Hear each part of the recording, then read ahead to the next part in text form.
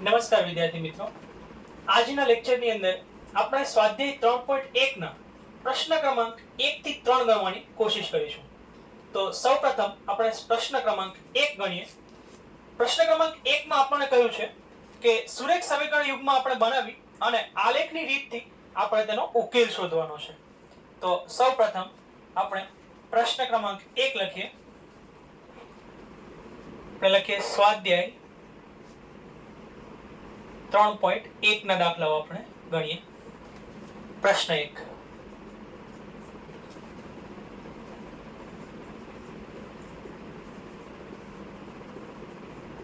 સુરેખ સમીકરણ યુગ્મ બનાવો અને આલેખની રીતથી તેનો ઉકેલ શોધો. તમે અહીં જોશો મિત્રો કે આ પ્રશ્નની અંદર આપણને જે દાખલાઓ આપેલા છે તેની રકમ જે છે તે થોડી મોટી છે. તો આપણે આ રકમ સંપૂર્ણ આખી રકમ લખવાના નથી, પરંતુ એ રકમની અંદર જેટલા પણ મહત્વના જેટલા પણ શબ્દો છે તે આપણે એની અંદર લખીશું અને તેના પરથી આપણે સમીકરણ બનાવવા માટે મુખ્યત્વે જેટલા જરૂરી શબ્દો છે તે બધા જ શબ્દો આપણે લખીશું અને તેના પરથી આપણે સમીકરણ બનાવીશું. તો આમાંનો જે સૌપ્રથમ પ્રશ્ન છે તે આપણે જોઈએ. સૌપ્રથમ પ્રશ્ન આવો છે કે ધોરણ 10 ના 10 વિદ્યાર્થીઓ ગણિતના કોયડાની સ્પર્ધામાં ભાગ લે છે. તો આપણે સૌપ્રથમ પ્રશ્ન આપણે લખીએ કે કોયડાની સ્પર્ધામાં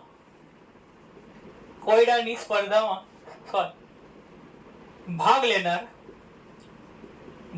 લેનાર વિદ્યાર્થીઓની સંખ્યા આ આપણને આપેલી છે. તો કોયડાની સ્પર્ધામાં ભાગ લેનાર વિદ્યાર્થીઓની સંખ્યા મને આપી છે 10 વિદ્યાર્થીઓ. અને આપણને કહ્યું છે કે જો ભાગ લેનાર છોકરીઓની સંખ્યા છોકરા કરતા 4 વધારે હોય તો આપણે લખીએ કે છોકરીઓની સંખ્યા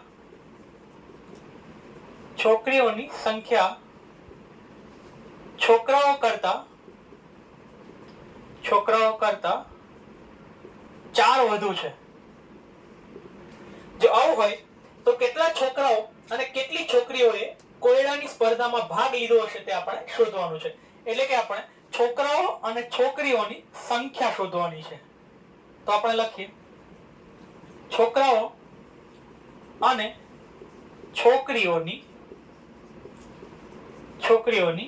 સંખ્યા કેટલી છે તે આપણે શોધવાનું છે. તો હવે આપણને જેટલી પણ માહિતી આપેલી છે તેના પરથી મિત્રો આપણે આ પ્રશ્નનો ઉકેલ શોધવાની કોશિશ કરીએ. તેના માટે સૌપ્રથમ મેં તમને અગાઉ જણાવેલું તેમ આ પણ એક પ્રકારનો કૂટ પ્રશ્ન છે. અને મેં તમને કીધેલું તેમ કે કૂટ પ્રશ્નનો જવાબ શોધવા માટે મિત્રો આપણે જે પણ આપણને રકમ આપેલી છે, જે શાબ્દિક આપણને માહિતી આપેલી છે તે માહિતીને આપણે હંમેશા સમીકરણમાં ફેરવવું પડશે. તો આપણે સૌપ્રથમ ધારી લઈએ કે છોકરીઓની સંખ્યા અને છોકરાઓની સંખ્યા કેટલી છે. તો આપણે લખીએ કે ધારો કે x છોકરીઓ અને y છોકરાઓ સ્પર્ધામાં ભાગ લે છે. તો આપણે આવું ધારી લઈએ કે ધારો કે છોકરીઓની સંખ્યા જે છે તે x છે અને છોકરાઓની સંખ્યા જે છે તે y છે. અને તમે અહીં જુઓ કે આપણને પહેલાથી જ આપી દીધું છે કે ભાગ લેનાર વિદ્યાર્થીઓની કુલ સંખ્યા જે છે તે 10 છે. તો અહીંયા આપણે લખીએ કે x + y = 10, એટલે કે છોકરાઓ અને છોકરીઓની કુલ સંખ્યા જે છે તે 10 છે. હવે આપણને એવું પણ કહ્યું છે કે છોકરીઓની સંખ્યા છોકરાઓ કરતા 4 વધારે છે. તો આપણે લખીએ કે છોકરીઓની સંખ્યા છોકરાઓ કરતા 4 વધુ છે. તેની પહેલા આપણે આને સમીકરણ ક્રમાંક 1 કહી દઈએ. હવે છોકરીઓની સંખ્યા આપણે x ધારી છે, તો એ જે છે તે છોકરાઓ કરતા 4 વધારે છે. એટલે કે જો આપણે છોકરાઓની સંખ્યાની અંદર મિત્રો 4 ઉમેરીએ તો આપણને છોકરીઓની સંખ્યા મળશે. એટલે કે x = y વત્તા 4. તો આ મને સમીકરણ ક્રમાંક 2 મળે છે. ફરીથી મિત્રો અહીંયા ધ્યાન રાખો કે છોકરીઓની સંખ્યા જે છે તે છોકરાઓ કરતા 4 વધુ આપેલી છે.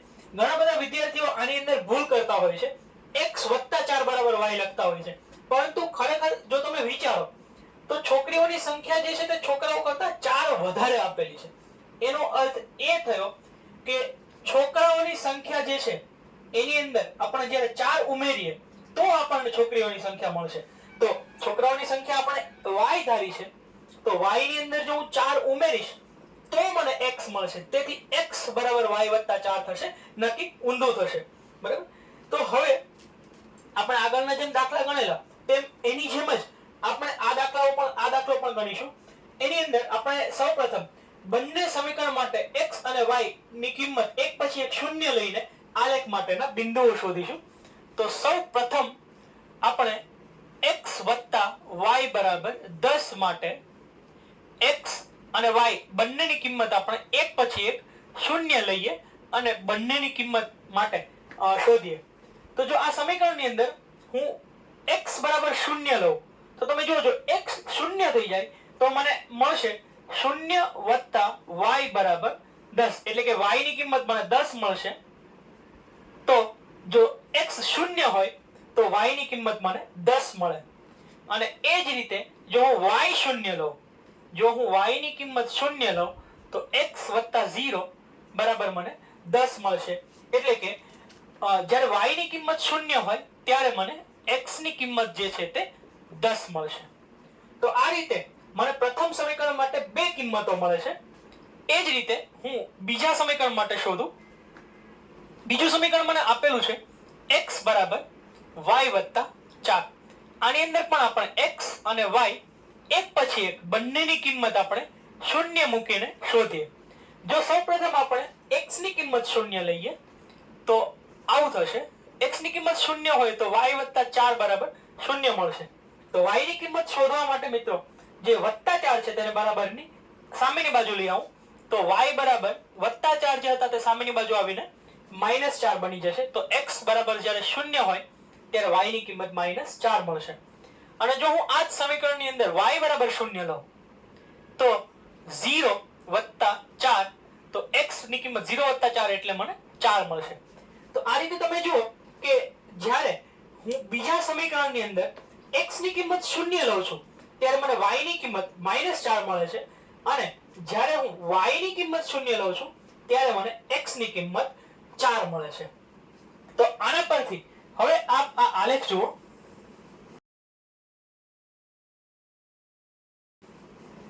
આપ જો આલેખની અંદર નોંધશો તો આપેલ આલેખ જે છે તેમાં જે બંને રેખાઓ તમને દેખાય છે, આ બંને રેખાઓ x, y બરાબર 7,3 પાસે છેદે છે. એટલે કે આ જે બંને સમીકરણો છે, આ જે સમીકરણ યુગ્મ જે છે તેનો ઉકેલ મને x બરાબર 7, તો હવે હું લખું y બરાબર 3 મળશે. આપેલ આલેખ હું લખું છું કે આપેલ આલેખ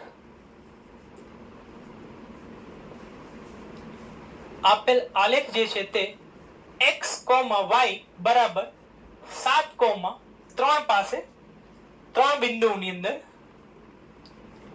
બિંદુમાં છેદે છે. એટલે કે x, y જે છે તે આ બંને રેખાઓનું છેદ બિંદુ છે. આ બિંદુમાં આપણે લખીએ કે બંને રેખાઓ છેદે છે. સોરી, આપેલ આલેખ x, y બરાબર 7,3 બિંદુમાં બંને રેખાઓ છેદે છે. તેથી આપણે લખી શકીએ કે આ સમીકરણનો જે ઉકેલ છે તે x બરાબર 7 અને y બરાબર 3 મળશે આપણને. આપણે સૌપ્રથમ ધારેલું કે x જે છે તે છોકરીઓની સંખ્યા છે અને y જે છે તે છોકરાઓની સંખ્યા છે. તો x બરાબર 7 છોકરીઓ આપણને મળશે અને y બરાબર 3 છોકરાઓની સંખ્યા આપણને મળશે. હવે આપણે આ પ્રશ્નનો ઉકેલ મેળવી લીધો, પરંતુ આપણે જો એને ક્રોસ ચેક કરવું હોય, આપણે જે સાબિતી આપણે જે x અને y ની કિંમત મેળવી તે બરાબર છે કે નહીં તેની જો ચકાસણી કરવી હોય તો આપણે એની ચકાસણી પણ કરી શકીએ. તમે જુઓ કે સ્પર્ધામાં ભાગ લેનાર વિદ્યાર્થીઓની સંખ્યા આપણને 10 આપેલી હતી. તો 7 અને 3 બંનેને સરવાળો આપણને 10 આપશે, એટલે કે કુલ સંખ્યા મને 10 મળી. આ ઉપરાંત આપણને કીધેલું કે છોકરીઓની સંખ્યા જે છે તે છોકરાઓની સંખ્યા કરતા 4 વધારે છે. તો તમે છોકરીઓની સંખ્યા જુઓ કે 7 છે અને છોકરાઓની સંખ્યા 3 છે. તો 3 કરતા 7 જે છે એ 4 વધારે છે. તો આપણને જે આખો જે પ્રશ્ન આપેલો હતો, જે રકમ આપેલી હતી, તેની ચકાસણી આપણે આ રીતે કરી શકીએ. આ જ રીતે આપણે મિત્રો બીજો દાખલો પણ ગણી શકીએ. તો હવે આપણે બીજો દાખલો ગણવાની પણ આ જ રીતે કોશિશ કરીએ.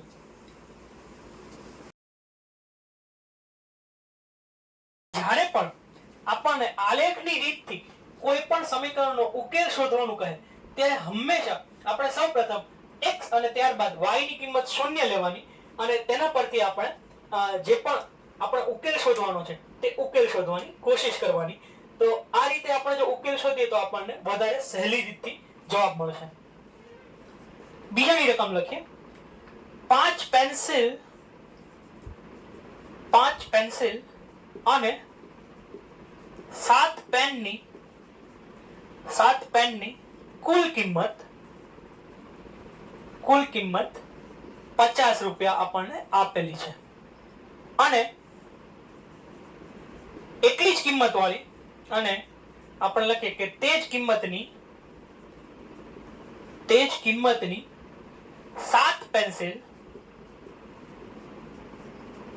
પેન્સિલ અને 5 પેનની કુલ કિંમત 5 પેનની કુલ કિંમત આપણને 46 રૂપિયા આપેલ છે. તો આપણે એક પેન અને એક પેન્સિલની કિંમત શોધવાની છે. તો એક પેન અને એક પેન્સિલની કિંમત શોધો. તો આપણને એક પેન અને એક પેન્સિલની કિંમત શોધવાનું કહ્યું છે. તો આનો પણ આપણે ઉકેલ અગાઉના પ્રશ્નની જેમ જ મિત્રો આલેખની જેમ મેળવી શકીએ. કે ધારો કે પેન્સિલની કિંમત x છે. ધારો કે પેન્સિલની કિંમત x અને પેનની જે કિંમત છે તે y છે. હવે આપણને કીધું છે કે 5 પેન્સિલ. હવે જો એક પેન્સિલની કિંમત x રૂપિયા હોય તો 5 પેન્સિલની કિંમત 5x રૂપિયા થાય. દાખલા તરીકે જો એક પેન્સિલની કિંમત 5 રૂપિયા હોય તો 5 પેન્સિલની કિંમત 5 ગુણ્યા 5 એટલે કે 25 રૂપિયા થાય. તો એ રીતે જો એક પેન્સિલની કિંમત આપણે x રૂપિયા ધારીએ તો 5 પેન્સિલની કિંમત 5x થાય. અને એ જ રીતે જો પેનની કિંમત y રૂપિયા હોય તો 7 પેનની કિંમત 7y થાય. અને આ બંનેનો સરવાળો આપણને 50 રૂપિયા આપેલો છે. તમે જુઓ કે આપણને કહ્યું છે કે 5 પેન્સિલ અને 7 પેનની કુલ કિંમત 50 રૂપિયા છે. તો એ આપણે અહીં સમીકરણના સ્વરૂપમાં દર્શાવીએ છીએ. ને એ જ રીતે જો આપણે 7 પેન્સિલ અને 5 પેનની કિંમત પણ આપણને આપેલી છે, તે આપણને 46 રૂપિયા આપેલી છે. તો આ રીતે આપણે શોધીએ. હવે ફરીથી આની પહેલાના દાખલાની અંદર જેમ આપણે x અને y ની કિંમત 0 લઈને દાખલો ગણવાની કોશિશ કરેલી, તે જ રીતે આ પ્રશ્નની અંદર પણ આપણે x અને y ની કિંમત 0 લઈને દાખલો ગણવાની કોશિશ કરી. તો સૌપ્રથમ આપણે પ્રથમ સમીકરણ માટે લખીએ x અને y ની કિંમત આપણે એક પછી એક 0 લઈએ અને દાખલો ગણવાની કોશિશ કરીએ. જો આની અંદર આપણે x બરાબર 0 લખીએ, પહેલા સમીકરણની અંદર જો આપણે x બરાબર 0 લઈએ તો 5 ગુણ્યા 0 વત્તા 7y બરાબર 50 આવું મને મળશે. અને 5 ગુણ્યા 0 એટલે 0 થઈ જશે. તો મને 7y બરાબર 50 મળશે. તેથી y ની કિંમત જે છે તે 50 ના છેદમાં 7 મળશે. અથવા તો જો આપણે એને વધારે આનું સાદુરૂપ આપીએ તો 7.14 જેટલી આપણને મળશે. તો જ્યારે x બરાબર 0 હોય ત્યારે y બરાબર 7.14 મળશે. અને એ જ રીતે જો આપણે આ સમીકરણની અંદર y બરાબર 0 મૂકીએ તો મને આવું મળશે 5x વત્તા y ની કિંમત આપણે 0 મૂકી, તેથી 7 ગુણ્યા 0 બરાબર 50. 7 ગુણ્યા 0 એટલે 0 થઈ જશે. તો મને 5x બરાબર 50 મળશે અને x ને જો હું સૂત્રનો કરતા બનાવી દઉં તો 5 જે છે તે 50 ના છેદમાં જશે અને 50 ના છેદમાં 5 એટલે 10. 5 10 5 10 50. તો x ની કિંમત મને મળશે 10 જ્યારે y ની કિંમત આપણે 0 લઈએ ત્યારે. તો સૌપ્રથમ સમીકરણ માટેની આપણને કિંમતો મળે છે. એ જ રીતે આપણે બીજા સમીકરણ માટે લખીએ 7x plus 5y બરાબર 46. આની અંદર પણ આપણે x અને y બંનેની કિંમતો એક પછી એક શૂન્ય લઈને જોઈએ. જો હું x ની કિંમત શૂન્ય લઉં તો હવે તમે જુઓ કે x ની કિંમત હું શૂન્ય મૂકું છું વત્તા 5y બરાબર 46. તો 7 ગુણ્યા શૂન્ય એટલે શૂન્ય વત્તા 5y એટલે કે માત્ર 5y બચશે બરાબર 46. તેથી y બરાબર 46 ના છેદમાં 5 મને મળશે. 5y માંથી આપણે y ના સૂત્રનો કરતા બનાવીએ મિત્રો તો 5 જે છે તે સામેની બાજુ છેદમાં જશે. તો y બરાબર મને 46 ના છેદમાં 5 મળશે. જો એનું આપણે સાદુરૂપ આપીએ અથવા તો ભાગાકાર કરીએ તો 9.2 જેટલી આપણને કિંમત મળશે. તો જ્યારે x 0 હોય ત્યારે y ની કિંમત મને 9.2 મળે છે. એ જ રીતે હવે હું y ની કિંમત શૂન્ય લઉં તો હું લખું કે 7x plus 5 y ની કિંમત શૂન્ય લીધી બરાબર 46. તેથી 7x બરાબર 5 ગુણ્યા શૂન્ય એટલે શૂન્ય. તો 7x બરાબર 46. x ના સૂત્રનો કરતા બનાવું 7 જે છે તે સામેની બાજુ છેદમાં જશે તો 46 ના છેદમાં 7 મને લગભગ 6.5 અથવા તો 6.57 જેટલું મળશે. તો આપણે લખીએ કે જ્યારે y બરાબર શૂન્ય હોય ત્યારે x ની કિંમત જે છે તે 6.57 જેટલી મળે છે. હવે તમે આપણે અહીં જે ગ્રાફ દોરેલો છે તે ગ્રાફને આપ બરાબર જુઓ. તમે ગ્રાફની અંદર જોશો તો આ બંને સમીકરણને રજૂ કરતી જે બંને રેખાઓ છે તે બંને રેખાઓ જે બિંદુમાં છેદે છે તે બિંદુ છે x, y બરાબર 3,5. તો આ બિંદુની અંદર જે છે તે આ બંને રેખાઓ એકબીજાને છેદે છે. તો આપણે કહી શકીએ કે આ સમીકરણનો જે ઉકેલ છે તે x બરાબર 3 અને y બરાબર 5 છે. તો હવે આપણે લખીએ એને શબ્દોમાં લખીએ કે આ બંને રેખાઓ x, y બરાબર 3,5 માં છેદે છે. તેથી આપણે કહી શકીએ કે સમીકરણ યુગ્મનો ઉકેલ x બરાબર 3 અને y બરાબર 5 છે. એટલે કે આપણે કહી શકીએ કે જે પેન્સિલની કિંમત છે તે 3 રૂપિયા છે. તો આપણને જે 3 મળે છે તે આપણને પેન્સિલની કિંમત મળે છે અને 5 રૂપિયા જે છે તે આપણને પેનની કિંમત મળશે. તો આ રીતે આપણે પેન અને પેન્સિલની કિંમત બંને આપણે શોધી શકીએ મિત્રો. તો આલેખની રીતથી તમે જુઓ કે આપણે આ બંને દાખલાઓનો ઉકેલ મેળવેલ છે. હવે એ જ રીતે આપણે પ્રશ્ન ક્રમાંક 2 ગણીએ. પ્રશ્ન ક્રમાંક 2 ની અંદર આપણને જુદા જુદા સમીકરણો આપેલા છે અને આ સમીકરણો માટે આપણે તેમના સહગુણકોના ગુણોત્તરની કિંમત શોધી તેના ગુણોત્તરો શોધી અને તેના પરથી આપણે નક્કી કરવાનું છે કે આપેલ આલેખ જે આપણને મળશે તે અથવા તો આપણને આલેખ જે રેખાઓ મળશે તે રેખાઓ બંને કોઈ એક બિંદુની અંદર છેદે છે, તે રેખાઓ સમાંતર છે અથવા તો સંપાતી છે કે નહીં તે આપણે શોધવાનું છે. સૌ પ્રથમ આની અંદર જે આપણે સમીકરણ આપેલું છે તે આપણે લખીએ.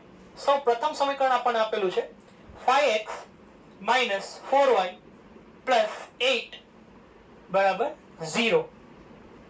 તો હવે તમે અહીં જુઓ કે 5x - 4y + 8 બરાબર 0 આપેલું છે અને જે બીજું સમીકરણ આપેલું છે તે છે 7x + 6y - 9 બરાબર 0.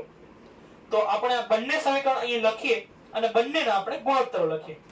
તમે જુઓ કે પ્રથમ સમીકરણ માટે જે x નો ગુણોત્તર છે તે છે 5 એટલે કે a1 બરાબર 5 છે, y નો ગુણોત્તર -4 છે, સોરી y ની જે સહગુણક છે તે -4 છે, તેથી b1 બરાબર -4 છે, અને જે અચળાંક છે તે c1 બરાબર 8 છે, તેથી આપણે લખીએ કે c1 બરાબર 8, તેથી a1 5, b1 -4 અને c1 આપણને 8 મળશે. એ જ રીતે બીજા સમીકરણ માટે બીજું સમીકરણ મને આપેલું છે 7x + 6y - 9 બરાબર 0. તો બીજા સમીકરણ માટે જે x નો સહગુણક છે તે છે 7, તેથી a2 થશે 7, y નો સહગુણક છે 6, તેથી b2 થશે 6, અને અચળાંક છે તે છે -9, તેથી c2 થશે -9. તેથી હવે તમે જુઓ કે a1 અને a2 જે છે તેની કિંમત આપણે લખીએ. a1 જે છે તે 5 અને a2 7 છે, તેથી a1 ના છેદમાં a2 થશે 5 ના છેદમાં 7, b1 ના છેદમાં b2 થશે -4 ના છેદમાં 6, જેના જો આપણે છેદ ઉડાડીએ તો 2 દુ 4 અને 2 તેરી 6 એટલે -2 ના છેદમાં 3 મળશે, અને c1 ના છેદમાં c2 મિત્રો આપણને 8 ના છેદમાં -9 મળશે. હવે તમે અહીં જુઓ કે a1 અને a2 ની જે કિંમત છે તે b1 અને b2 ની કિંમત કરતા જુદી છે, તેથી આપણે લખીએ કે a1 ના છેદમાં a2 is not equal to b1 ના છેદમાં b2. જો આવું છે તેથી આ બંને રેખાઓ એક બિંદુમાં છેદશે. જે તમે અહીં આલેખ જોશો તો આલેખ પરથી તમે જોઈ શકશો કે આ બંને બિંદુઓ બંને રેખાઓ જે છે તે એક જ બિંદુની અંદર છેદે છે.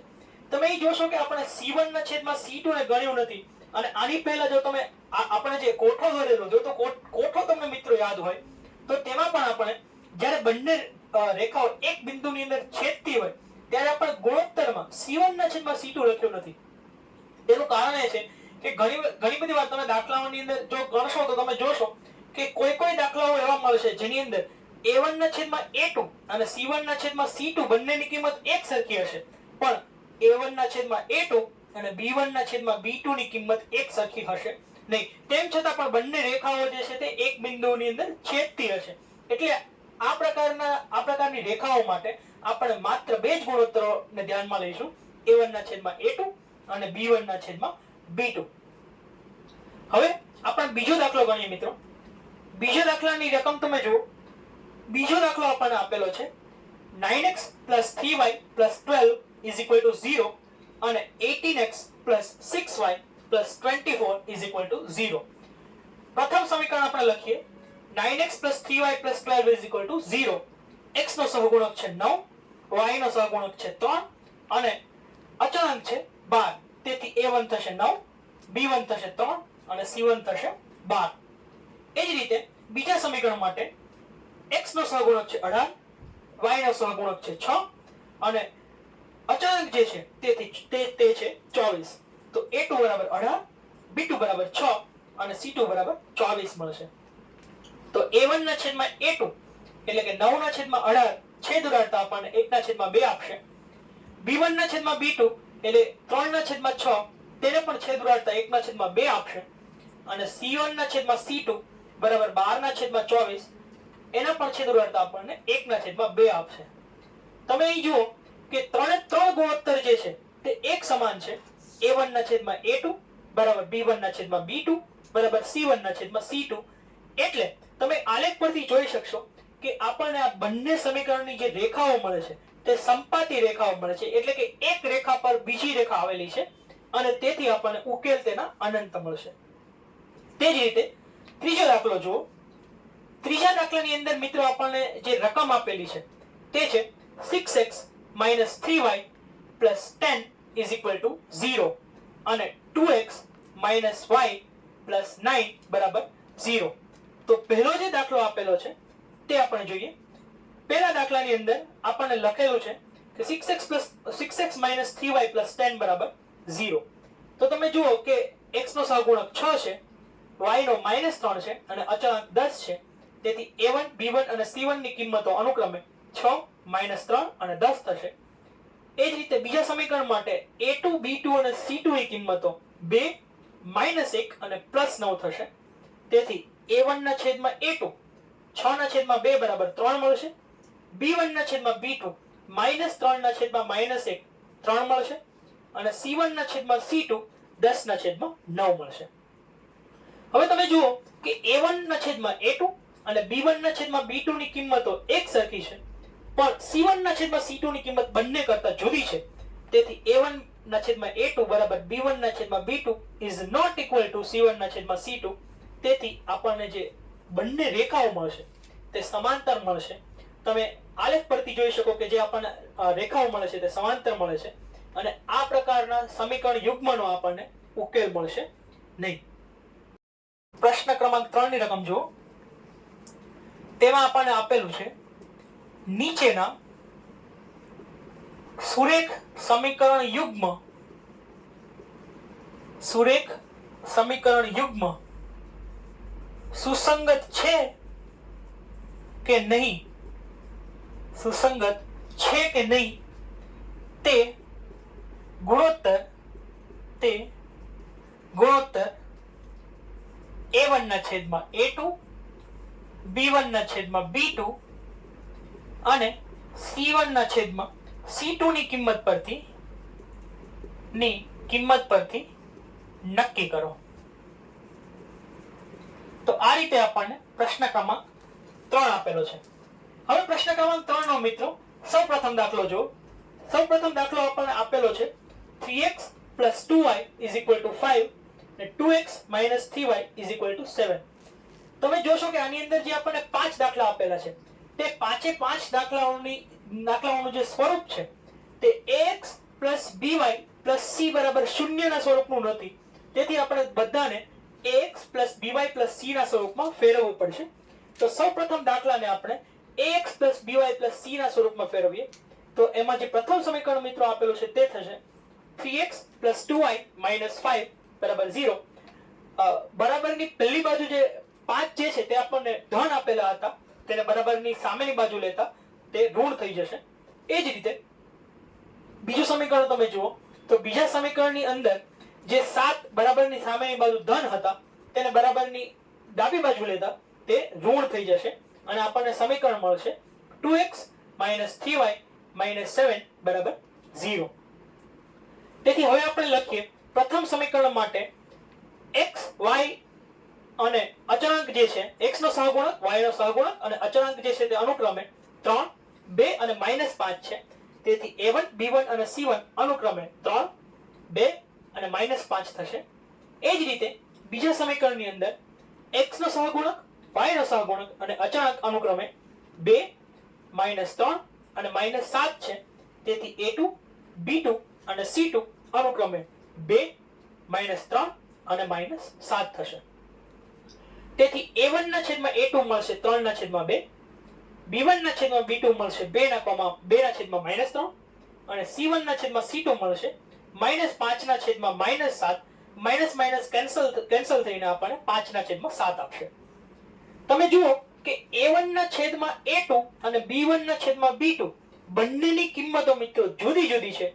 તેથી આપણને જે રેખાઓ મળશે તે છેદતી રેખાઓ મળશે. એટલે આપણે કહી શકીએ કે આપેલ સમીકરણ યુગ્મ જે છે તે સુસંગત છે, અને આપેલ સમીકરણ યુગ્મનો આલેખ તમે અહીં જોઈ શકો છો. હવે બીજો દાખલો જોઈએ. બીજા દાખલાની કિંમત આપણને આપેલી છે 2x - 3y = 8 અને 4x - 6y = 9. આને પણ આપણે મિત્રો ax + by + c ના સ્વરૂપમાં ફેરવીશું. તો પ્રથમ સમીકરણ બનશે 2x - 3y - 8 = 0, અને બીજું સમીકરણ બનશે 4x - 6y - 9 = 0. તેથી પ્રથમ સમીકરણ માટે a1 b1 અને c1 ની કિંમતો અનુક્રમે 2 -3 અને -8 થશે, અને બીજા સમીકરણ માટે a2 b2 અને c2 ની કિંમતો અનુક્રમે 4 -6 અને -9 થશે. તેથી a1/a2 બરાબર 2/4 બરાબર 1/2 છેદ ઉડાડતા મળશે. b1/b2 -3/-6 મળશે. માઇનસ કેન્સલ થશે. 3/6 ના છેદ ઉડાડતા 1/2 મળશે. અને c1/c2 જે છે તે -8/-9 માઇનસ કેન્સલ થઈને 8/9 મળશે. તમે જોશો કે a1/a2 અને b1/b2 ની કિંમતો સરખી છે, પરંતુ આ બંનેની કિંમતો કરતા c1/c2 ની કિંમત જુદી છે. તેથી આલેખ મુજબ રેખાઓ જે છે તે આપણને સમાંતર મળશે અને આપણે કહી શકીએ કે આપેલ સમીકરણ યુગ્મ જે છે તે સુસંગત નથી. ત્રીજો દાખલો જુઓ મિત્રો. ત્રીજા દાખલાની કિંમત જે છે તે આપણને આપેલી છે 3/2x વત્તા 5/3y બરાબર 7 અને બીજું સમીકરણ છે 9x માઇનસ 10y બરાબર 14. આ દાખલા માટે પણ આપણે જે પ્રથમ સમીકરણ આપેલું છે તેમાં મેં તમને કહ્યું તેમ કાં તો આપણે લસાઅ લઈ શકીએ મિત્રો અથવા તો આપણે ચોકડી ગુણાકારની મદદથી પણ આ દાખલો સોલ્વ કરી શકીએ. સૌપ્રથમ તો આપણે આ દાખલાને ax by c ના સ્વરૂપમાં ફેરવીશું. તો પ્રથમ સમીકરણ મને મળશે 3/2x વત્તા 5/3y માઇનસ 7 બરાબર 0. 7 જે છે તે બરાબરની જમણી બાજુથી જ્યારે બરાબરની ડાબી બાજુ આવશે ત્યારે ધનમાંથી ઋણ બની જશે. તો હવે આપણે કહી શકીએ કે a1 ની કિંમત જે છે તે 3/2 મળશે, b1 ની કિંમત 5/3 મળશે અને c1 ની કિંમત -7 મળશે. બીજું સમીકરણ જુઓ મિત્રો. બીજું સમીકરણ આપેલું છે 9x - 10y - 14 બરાબર 0. જે 14 જે ધન હતો બરાબરની જમણી સાઈડ હતો તે જ્યારે તેને આપણે ડાબી બાજુ લઈએ બરાબરની તો તે ઋણ બની જશે. તો આના પરથી આપણે a2 b2 અને c2 ની કિંમતો અનુક્રમે 9 -10 અને -14 લઈ શકીએ. તેથી આપણને a1 ના છેદમાં a2 મળશે 3/2 આખાના છેદમાં 9. હવે મિત્રો યાદ રાખજો જ્યારે આપણને આ પ્રકારે છેદ મળે, જ્યારે છેદનો પણ છેદ મળે તો હંમેશા યાદ રાખવાનું કે અંશમાં જો અપૂર્ણાંક હોય અને છેદમાં પૂર્ણાંક હોય તો અંશના અપૂર્ણાંકનો છેદ એટલે કે આ કિસ્સાની અંદર અંશમાં જે આપણને અપૂર્ણાંક આપેલો છે તે છે 3/2 તો તેનો જે છેદ છે એટલે કે 2 તે આખાના છેદમાં જઈને ગુણાશે, આખા અપૂર્ણાંકના છેદમાં જઈને ગુણાશે એટલે કે 2 જે છે તે છેદના 9 ની સાથે ગુણાશે એટલે મને આના બરાબર મળશે 3/2 ગુણ્યા 9. જો આપણે છેદ ઉડાડીએ તો 3 તરી 9 અને 2 નવાને 2 તરીને 6. તેથી આપણને જે આખાનો જે જવાબ મળશે તે મળશે 1/6. એ જ રીતે b1/b2 જો b1/b2 લખીએ 5/3 આખાના છેદમાં -10.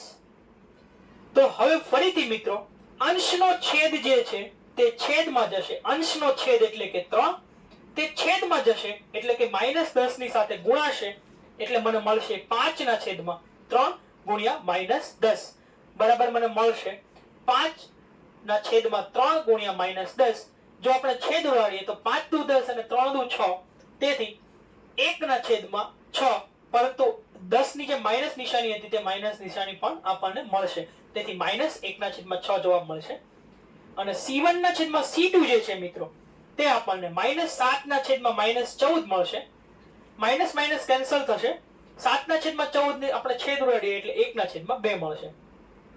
તો હવે તમે જુઓ કે a1/a2 b1/b2 અને c1/c2 એક પણની રકમ એક પણની જે કિંમત છે તે સમાન નથી. તો આપણે a1/a2 is not equal to b1/b2 પરથી કહી શકીએ કે આપેલા જે સમીકરણ યુગ્મ છે તેની માટે આપણને છેદતી રેખાઓ મળશે જે આપણે આલેખ પરથી જોઈ શકીએ છીએ. એટલે આપણે કહી શકીએ કે આપેલ સમીકરણ યુગ્મ જે છે તે સુસંગત છે. એ જ રીતે આપણે હવે ચોથા દાખલાની રકમ જોઈએ. ચોથા દાખલા માટે મને આપેલું છે 5x - 3y બરાબર 11. તેથી અને બીજું જે સમીકરણ આપેલું છે તે મને આપેલું છે -10x + 6y = -22.